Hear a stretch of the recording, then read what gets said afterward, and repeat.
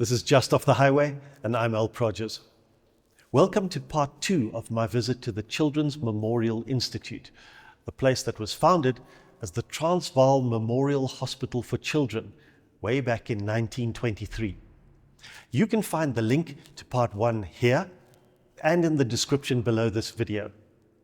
I hope you'll stay with me for the whole episode. There is so much more.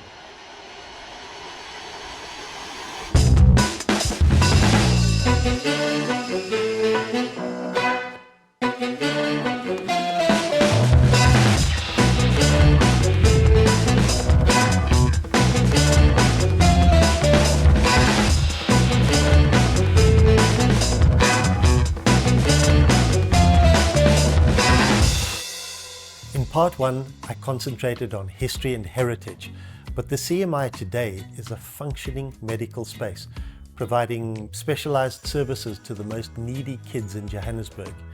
It's now home to more than 30 non-profit organizations caring for kids, like Childline, Autism South Africa, Africa Tikkun, the Johannesburg Child Advocacy Forum, and the Teddy Foundation.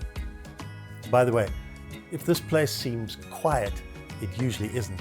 We've deliberately chosen a time when there are fewer kids around. To respect their privacy, we won't film their faces, but take my word for it, these corridors do bustle and ring with voices.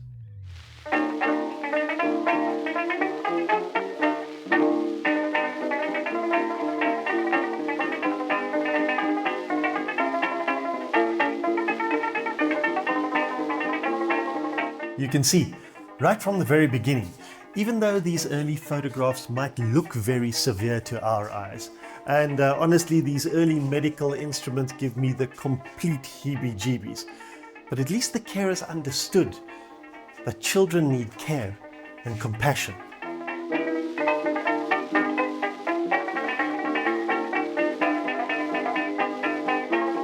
Where it is essential to bring children to hospital during visiting hours, they must be kept under control. Okay, maybe not everybody understood that, but it was still a great leap forward for the time.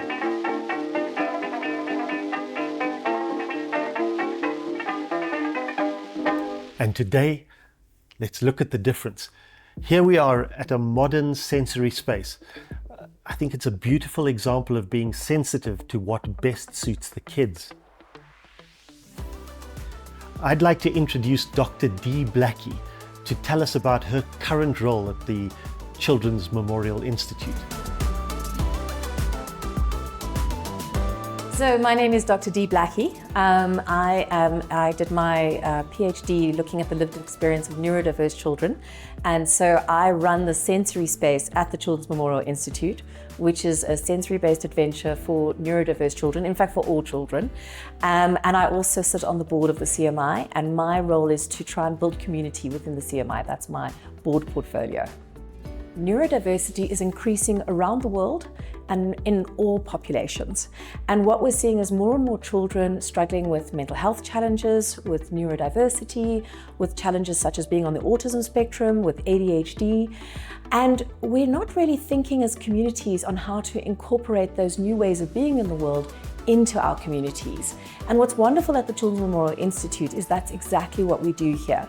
We try and engage with children at their level, where we find them, and help them to engage better with the world, to communicate better with the world, to imagine better possibilities for themselves.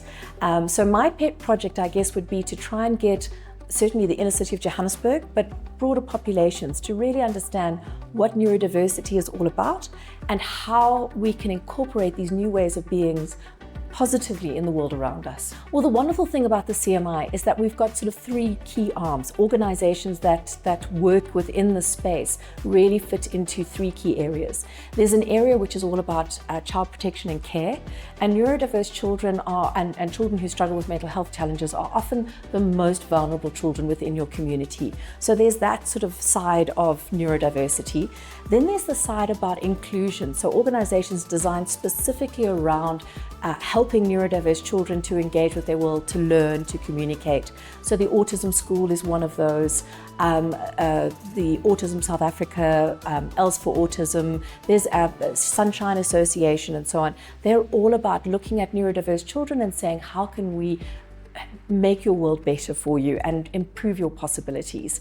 And then the last area is all around children's rights and child empowerment. So organizations like Gauteng Rights, the Gauteng Rights organizations, there's Fight with Insight, there's Courage Child Protection. So there's a number of organizations that are looking at how can we empower children. So already those areas of kind of how children are changing they're living in the space. In terms of how we're changing things in the building, a big move is to try and bring more people into the building. And one of the ways we can do that is by creating engaging spaces that teach you about things like your brain and neurodiversity and different ways of being in the world. In terms of the building, we've got this fantastic environment and it suits itself to creating exhibitions because we've got lovely big halls like where we've got this exhibition. It's the old nurses' dining hall, and our art room at the exhibition is actually the matron's dining hall. So we've reimagined those spaces. Also within the context of creating adventures, it's lovely to have a building that has lots of small rooms where you can travel from one destination to the next.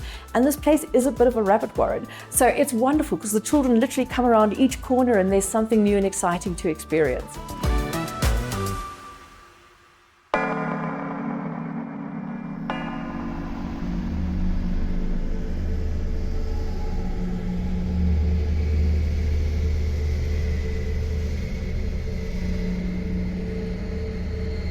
Being in a place like this, you can sense that 100 years of energy have left their mark here.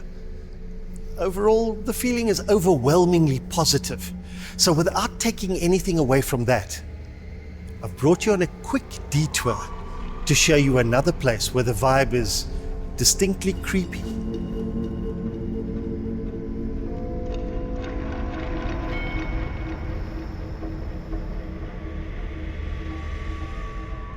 Unexplained happenings have been recorded over many decades. Welcome to the old Ward 7. It's not in use now, but when there were patients, there would have been rows of beds with partitions in between. So, it wouldn't be unusual if a member of the medical staff, while tending to someone, might look up and glimpse the reflection of a nurse, either in a glass part of the partition or in one of these many windows.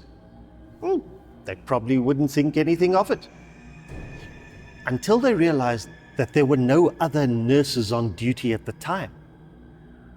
And when they checked, they'd discover that the silent nurse had vanished without a trace, like a ghost. Over the years, this has happened many times. The same fleeting figure has been seen in a reflection. But when you look again, it's just disappeared.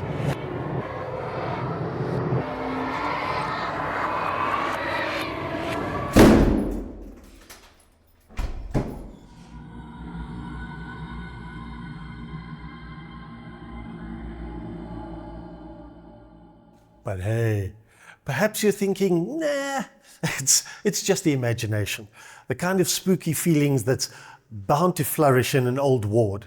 It wouldn't happen on a bright, colorful flight of stairs in a well-lit corridor like this.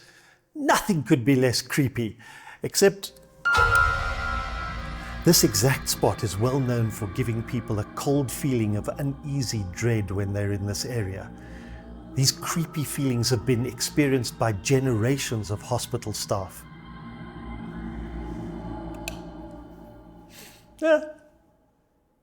Nothing today, but you won't catch me hanging around here too long to test it out. Now, hospital legend has it that both these eerie happenings are visitations from the ghost of Johannesburg's notorious serial killer, Daisy DeMelka, who did actually work here in the 1920s. Daisy's known to have worked in Ward 7 and walked these corridors. That's, of course, before she was convicted of murder and hanged in 1932. Who knows? Perhaps she's still on duty.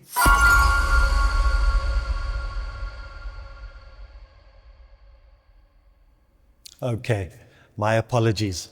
I couldn't resist a bit of mystery. So that's the end of my personal journey through the Children's Memorial Institute. Thank you to Dr. Dee Blackie and Natalie De Silva for their time, for their expertise, and many thanks to Barry Dawes for generously and constantly helping. And if you feel like being a bit generous, please remember to support Just Off the Highway.